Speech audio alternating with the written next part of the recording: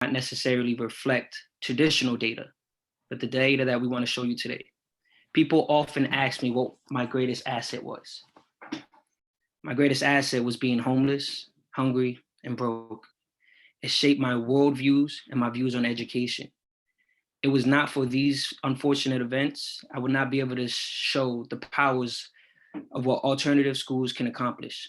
I remember sleeping in a hallway on a cardboard box waiting for school to start in the morning, going to school and feeling like I was at home, at peace, with myself. With everything else, liberation was a ripple effect to my success. I had a home in a building, and the irony was I didn't even have a home in a building. Our children want to be loved, connected, and feel a part of our community. It took me 7 years and 3 high schools to graduate with a high school diploma. I was a young father with 2 beautiful girls. I was struggling and contemplating between keeping an education and working to support for my family. I dropped out of liberation a handful of times, and every time my principal, April Leon, would take me back. I left liberation with a C average. After that, I transitioned into BMCC, and after that, I went to Brewer College. I double majored in English and political science, graduating with honors. My greatest achievements had nothing to do with academics. My greatest achievements came from learning character, compassion, purpose. I learned to hold myself and others accountable through my experience at Liberation Diploma Plus. I want to show the next slide. Ali, will you take over? How do I follow that, Evan? Man, thank you. My name is Ali Holstein. I'm happy to be here at my first forum. I'm a consultant working with transfer schools and nonprofits in New York City. I've worked with the Department of Ed in New York City with Newark Public Schools, also served as a program evaluator for a nonprofit that partners with transfer schools. Right now I'm partnering with Eskolta on some research you'll hear about today and other advocacy work. So today we want to share the findings of a new study, but first I want to give you some context. If you don't know what a transfer school is, it's the term in New York City that we use for small alternative high schools. Typically, students are a year or more behind when they enter or transfer into these schools. There's 51 transfer schools in New York City. Some are charter, some are focused on specific populations, such as newcomers or overage 8th graders. They serve between 150 and 600 students, and they're all across the city. So they vary in many ways, but most include partnerships with nonprofits who provide outreach, counseling, postgraduate planning, and internships. It's a tough time to be a transfer school in New York City right now. As many of you probably know, due to federal policy, schools that fall below the 67% graduation rate land themselves on lists, identifying themselves as eligible for comprehensive support and improvement. In New York City, most transfer schools don't meet this benchmark. Ultimately, 1/5 of transfer schools are on this list for not meeting this graduation benchmark. But on the other hand, in New York City, they, in some cases, are exceeding comparison groups in their graduation rates. And the schools that have been identified often serve, and on average serve, higher populations of students in temporary housing. They serve higher populations of overaged, undercredited students, of Black and Hispanic students, and students with disabilities. So we're systematically labeling alternative schools as needing support. This is happening in New York and nationally. In addition, and sort of ironically, while we're saying that these schools need support, just weeks ago, they faced learning to work budget cuts, and learning to work is the funding stream that funds their nonprofit partners. So likely in the coming weeks or months, they'll be losing internship dollars, they'll be losing counselors in their schools. On top of all this, as we all know, there are health and financial stressors and crises that we've never faced before that might be on top of existing economic instability for a lot of our students. They may have already had housing instability before the pandemic. And there is racial austerity in New York City that is taking away funds from communities that have already been under-resourced. So it is a difficult time to be part of a transfer school in New York City. The study we're going to talk about today comes from a project that Eskolta did in 2018. Eskolta is a nonprofit that works to support educators in transfer schools across the city. They also do research and design projects for the Department of Ed. And in 2018, they launched a discovery project, which was a survey that really was meant to examine student experiences, obstacles, desires, accomplishments, things that aren't typically captured in standard data. The survey was designed with students, educators, and community partners. And a whopping 842 students responded to this survey across 21 transfer schools in multiple boroughs in the city.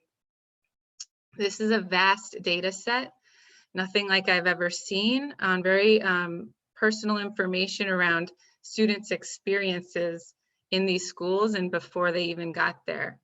Our sample was not randomly selected as part of a research study. This was really an evaluation that went back to the schools so that they can learn more and understand more about their students.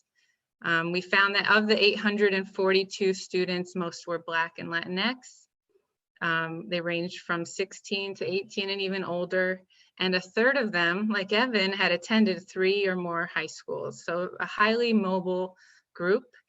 We think that even though this group wasn't randomly sampled, they're representative of a lot of the stories we hear across New York City. And so in 2020, CUNY and the Public Science Project took the data from this 2018 study or project and did an analysis of all the qualitative responses and quantitative responses. So the link to that research should be in the app or down below. And the title, And Still They Rise.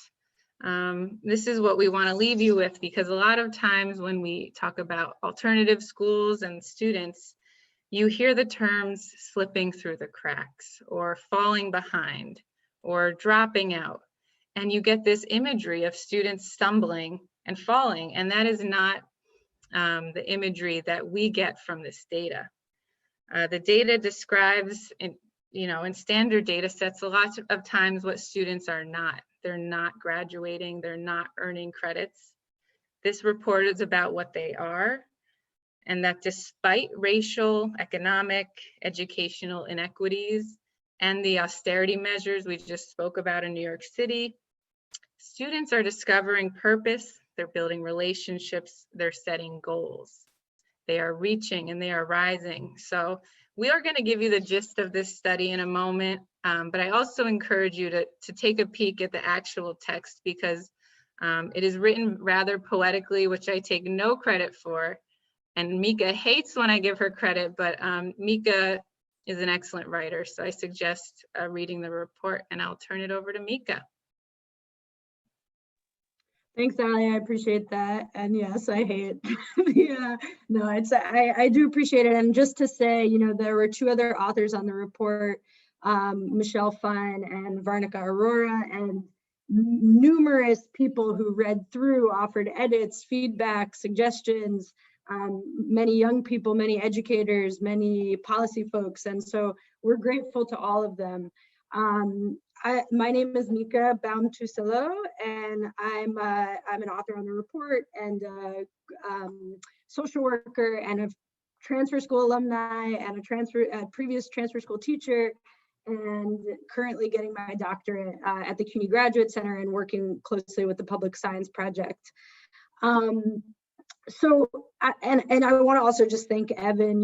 Evan and I have been working on this project since really day one. This was part of a much bigger project that had a bunch of different sort of avenues and pieces to it. And Evan was really one of the architects, along with a number of other alum and educators in transfer school spaces that really put this together and got it going. And now years later, we're talking about sort of some of the lessons we learned from that. And that's a really beautiful experience. So yeah, I really appreciate him being here with us as well. So we're going to talk a little bit, the way we framed the findings in this report is to talk about some of the non-negotiable elements as described by the data from students about transfer schools, alternative transfer schools in New York City. And so we thought we would just kind of start with a minute of collective brainstorming. Like, as people involved, as you are all involved with alternative educational campuses across the country, what are the things that are non-negotiable in those spaces that make them what they are, that make them strong, that make them vibrant communities of education and inspiration, et cetera? What are the non-negotiable elements? And I'm going to be quiet for 40 seconds or so and kind of let you brainstorm. And it would be great if you put it in the chat. We would love to hear it. Obviously, you don't have to, but I'm going to pause for a minute and allow you all to sort of brainstorm. What do you see as the non-negotiable elements?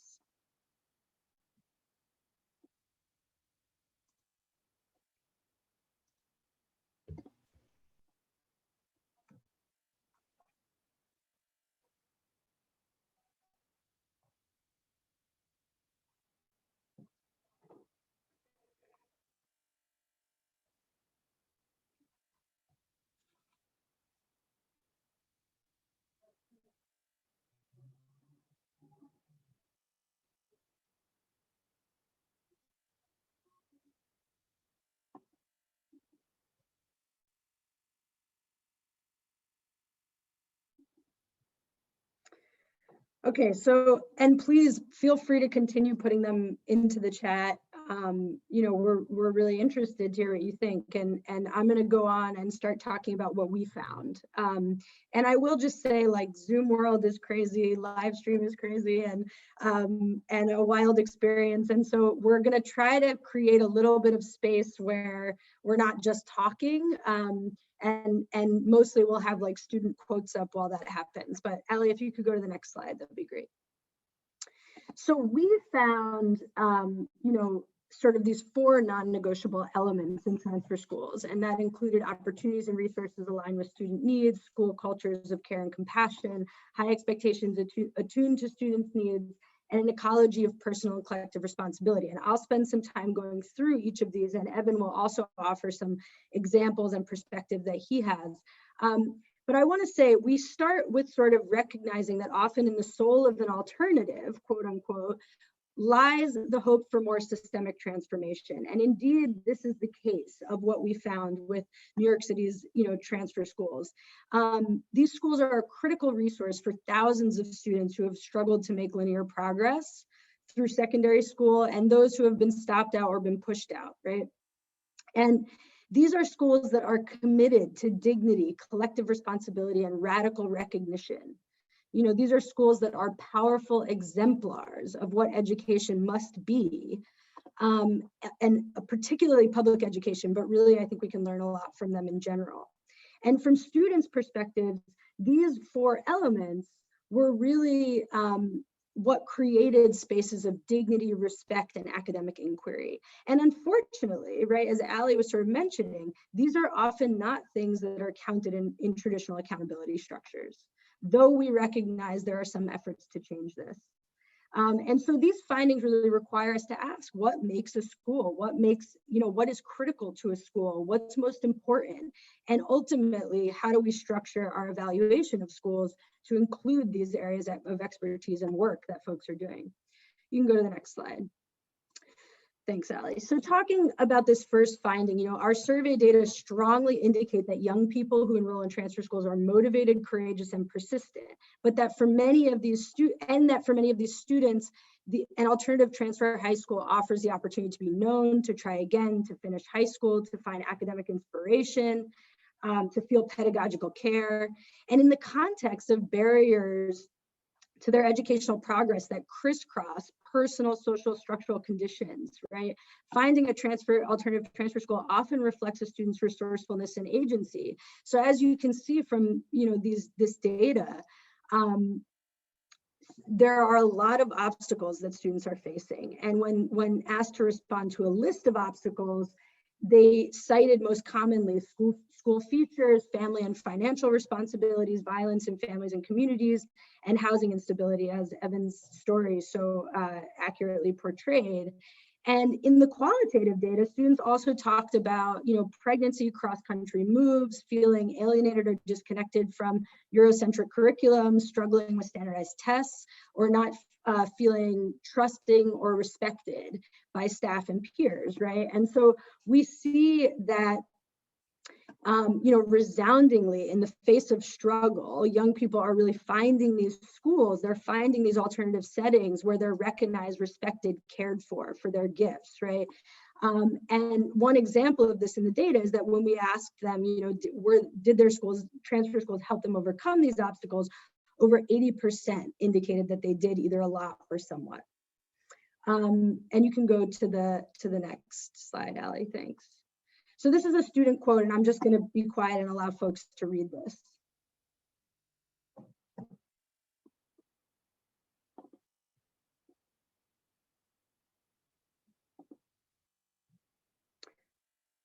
We really try to center student voices in this report. And so I think it's really important that we sort of take a second and allow ourselves to really read their voices coming through the report over and over again.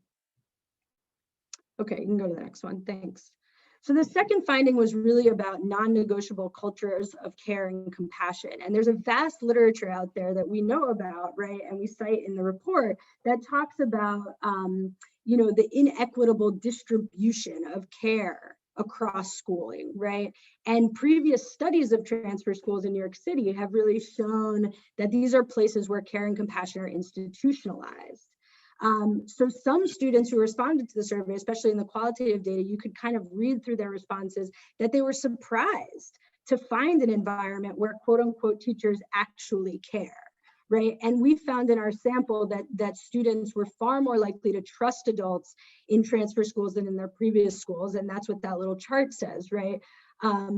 And this aligns with previous research that suggests that students who have transferred are more likely to experience their previous schools as having less accessible adults and less caring adults.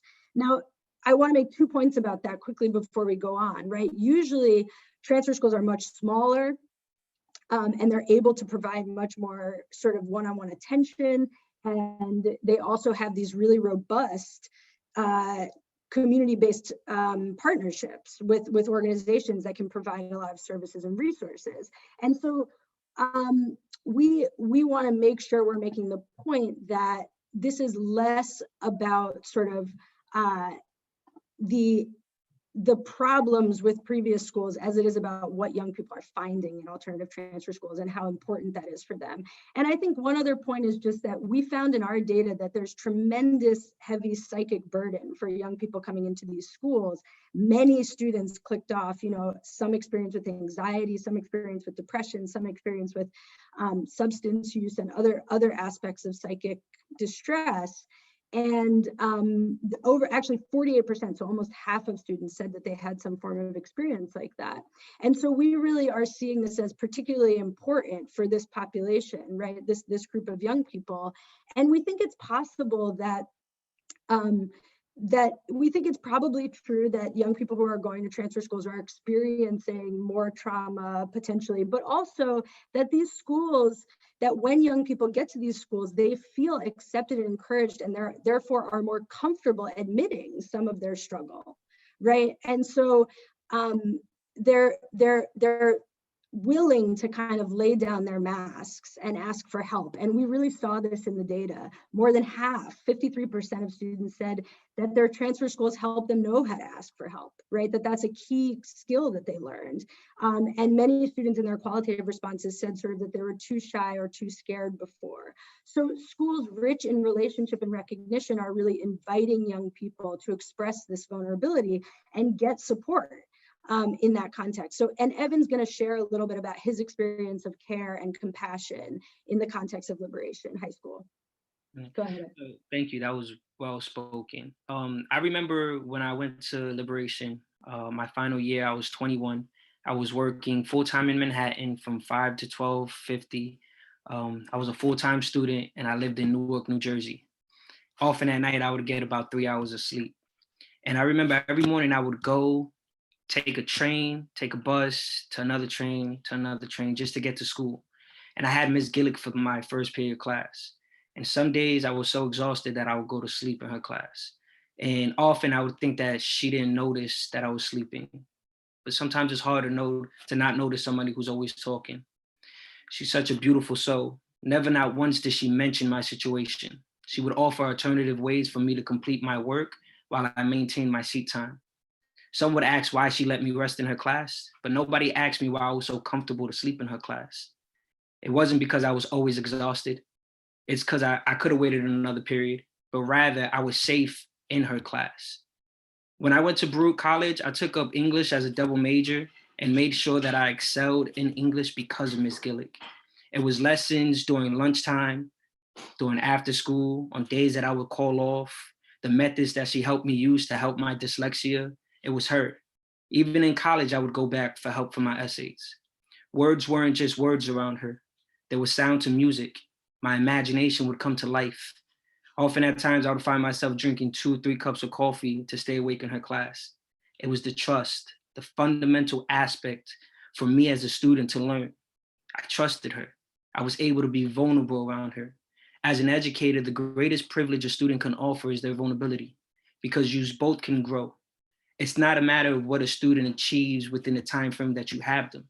It matters on what they excel at after that time frame. So complementing, most traditional schools have a barrier to robust education where you can't build communications of trust. This is one of the fundamental aspects. Thank you. Thanks, Evan. Thank you. Just to note on the chat, we got that the non-negotiable, the question was, what do you see in your experience of alternative education campuses? What are the non-negotiable elements that make them what they are, that make them strong, that make them deep places of inspiration and community and respect and dignity? And we have dignity and respect for all students, and commitment to students finishing high school and transitioning the next steps regardless of the timeline. Absolutely, both of those are definitely true. And if more come in, we'll try to share them as we go. So Allie, you can go to the next finding. And thank you so much for Evan for sharing that powerful example, of your grounded experience of that. This next finding that we found, right, this idea that high expectations are in tandem to care and compassion, right, to cultures of care and compassion. And this finding is a really important counter to this typical accusation that sort of equates care and compassion with coddling and diminished expectations and a lowered sense of personal responsibility. We really saw that our data points in the opposite direction, that students see that when their schools offer care plus support, expectations really rise and motivation increases, and students take on a responsibility for their own learning, right, and others, and the learning of others and their collective well-being. So, when compared to their prior schools, we see students saying that they're more likely to report that their teachers at their current school think they can succeed, right? And we know from existing research that teacher beliefs in students' success can really often lead to enhanced outcomes in the classroom. Now, our data is super limited in many ways, and our analysis can't speak directly to those outcomes, though there should be future research that does. But what we can say is that students overwhelmingly report a higher sense of purpose in their transfer schools, right? 92% versus how they do in their previous schools, 45%. Now, we want to also, again, as I said in the previous finding, recognize that many of the schools that these students have previously attended are themselves up against systemic divestment, segregation, cultures of high stakes testing, and immense economic inequality, the same racialized austerity and difficulties with funding. And we interpret this finding less as a referendum on previous schools and more of an appreciation for alternative transfer school contexts where students feel known, where high expectations are on display, and where young people are held accountable and not allowed to get lost in the crowd. And Evan, again, has an example that he wants to share around how he saw this at Liberation. So originally I had another example I wanted to give, but in the middle of this slide, it dawned on me that I feel that there's something more immediate that has to be addressed. And I remember being in Liberation, I never really had a sense of graduating or pursuing any life outside of high school. And I remember one day Miss Leone took us on a college trip to Baruch College. And this was the first time that I saw Baruch College. I met the staff, the counselors, her teachers who taught her when she was in Baruch College. She was a mother of two, a single mother of two. And I sat in Baruch College learning and taking lessons from a college class. And it was at that moment that I realized that my school isn't just a school. It has a sense of purpose. I found my purpose. I have to find a way to give back to my community. I found a person passionate enough to set a school system, to reserve a spot so her students can see what she saw when she was in college before we got to college. The reason why I went to Baruch is not because Baruch is a prestige school, because it's well renowned and well known. I went to Baruch College because when I sat in that college chair, I felt that's where I belonged. And it was that high expectation that I can achieve whatever I put my mind to that led me to Baruch. Back to you, Minka. Thanks for that example, definitely. So you can go to the next slide, Ali, I think. And this is another student quote, so I'm just going to let folks take a look at it.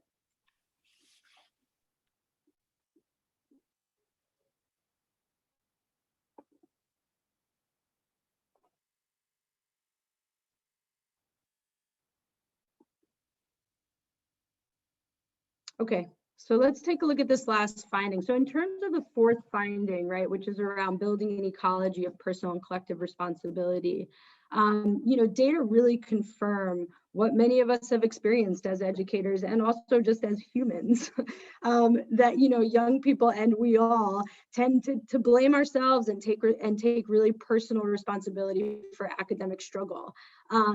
And are much more hesitant to sort of name structural features of schooling that contribute to racialized and classed and often gendered waves of stop out and push out.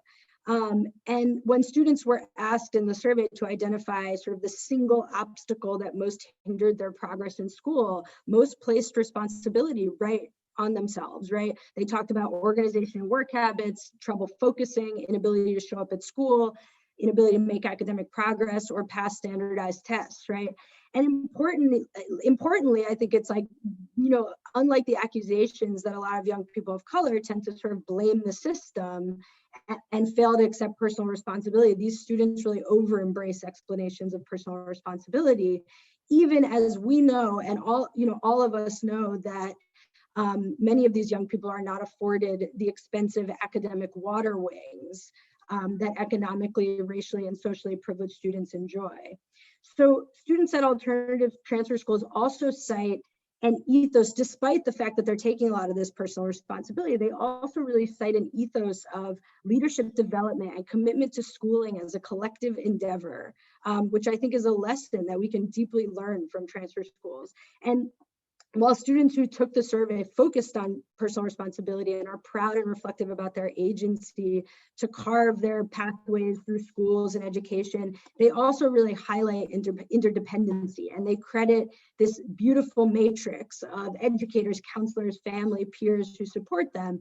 42% of students who took the survey said that one of the main skills they learned was collaborating with other students, right, in these school spaces. And so when we think about what kinds of skills young people need to have to navigate this increasingly layered, fast-paced technological world, we know that collaboration, pluralism, and respect for their own and other people's inherent worth and dignity is really crucial.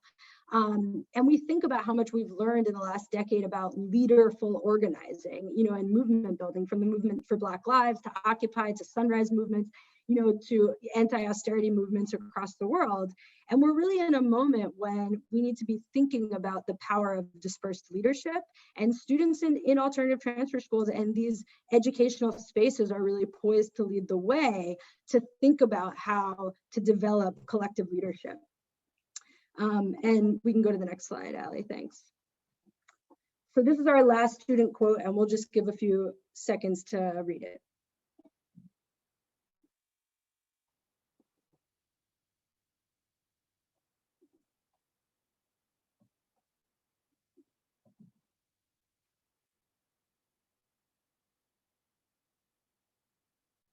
All right.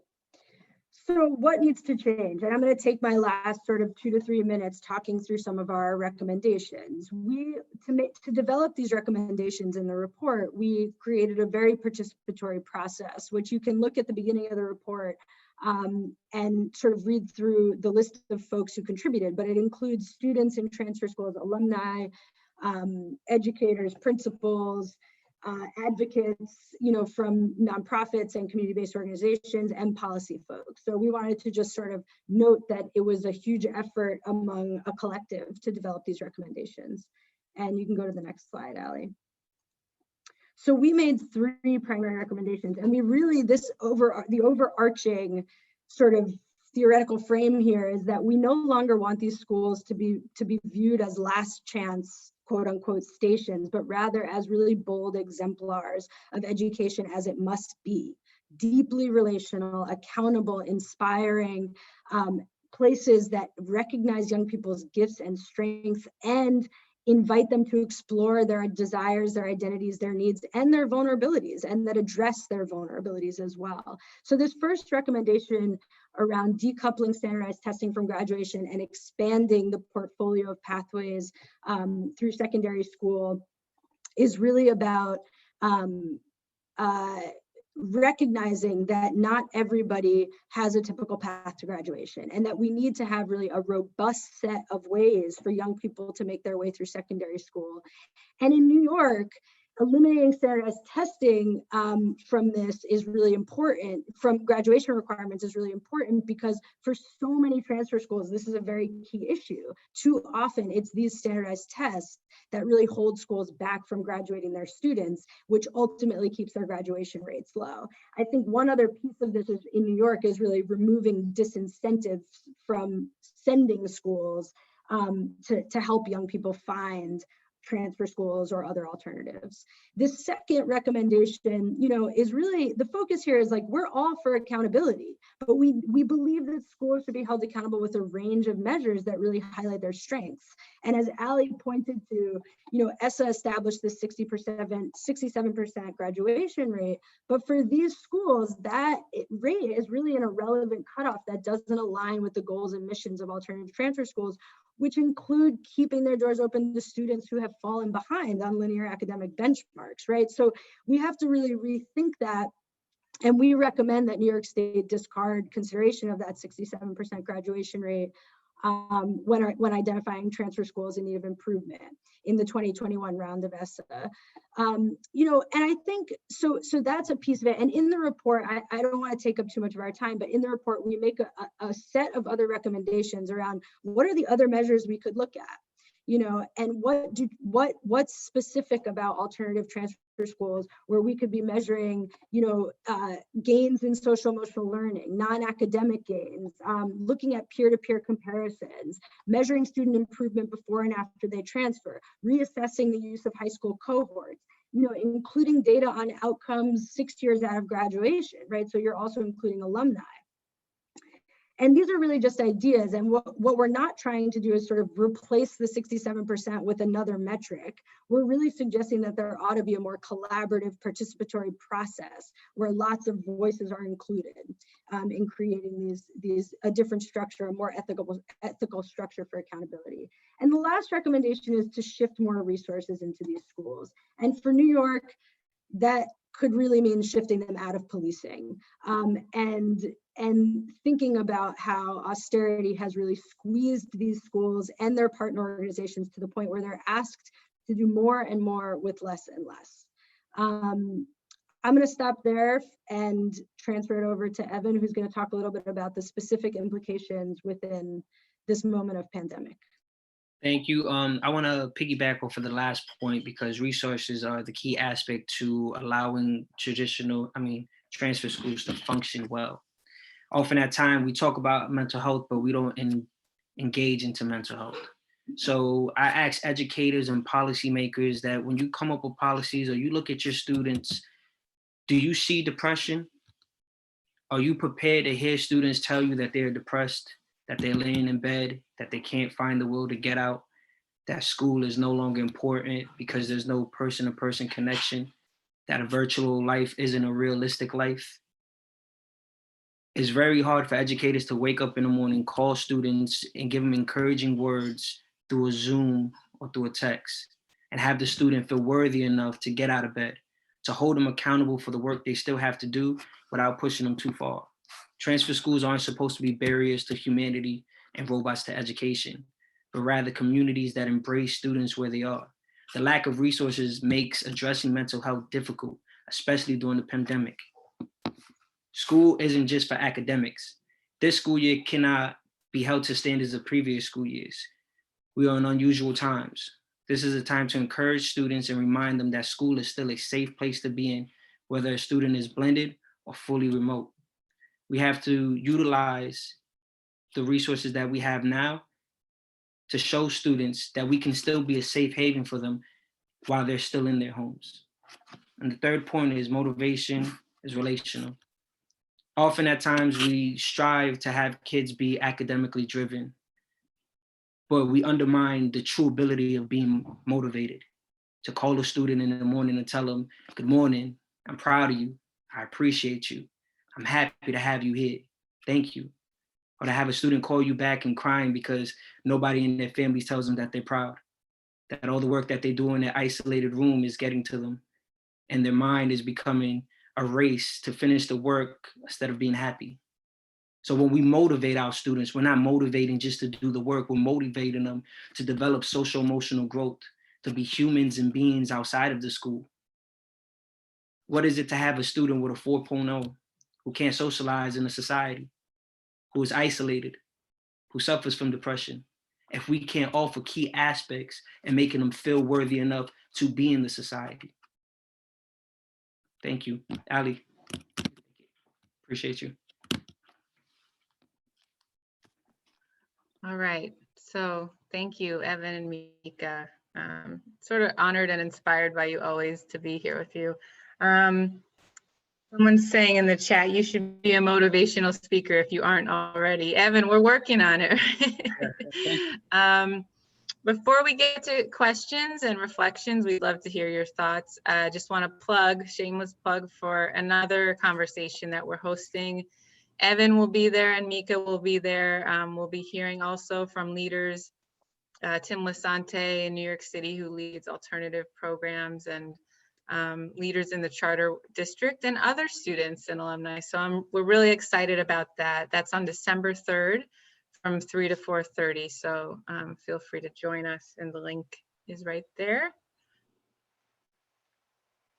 So we are going to move on to questions and any reflections. I can see the chat, so I'll shout it out.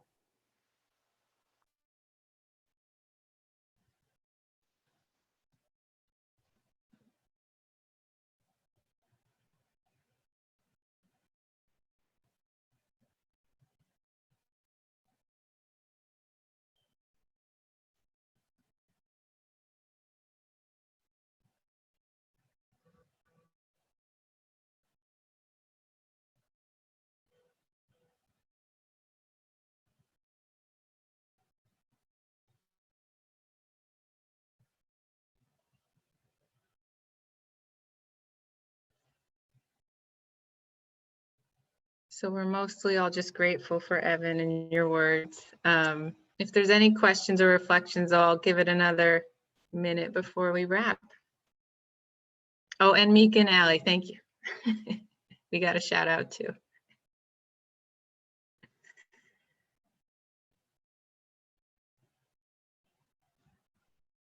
We'd love to hear if these, non-negotiable elements resonated in other parts of the country that we're less familiar with.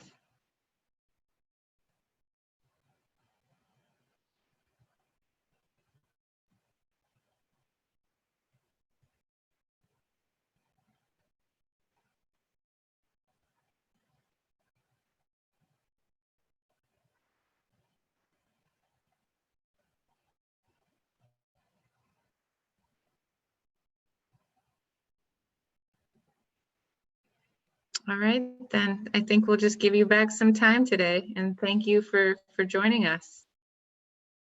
We'll be in some of the next sessions, so we hope to see you there.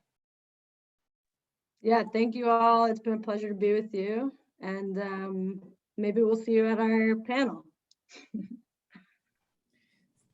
Thank you, Evan, Mika, and Ali for a fantastic presentation. Thank you for participants for joining us. We have a 15-minute break. Our next session will start at 11:30.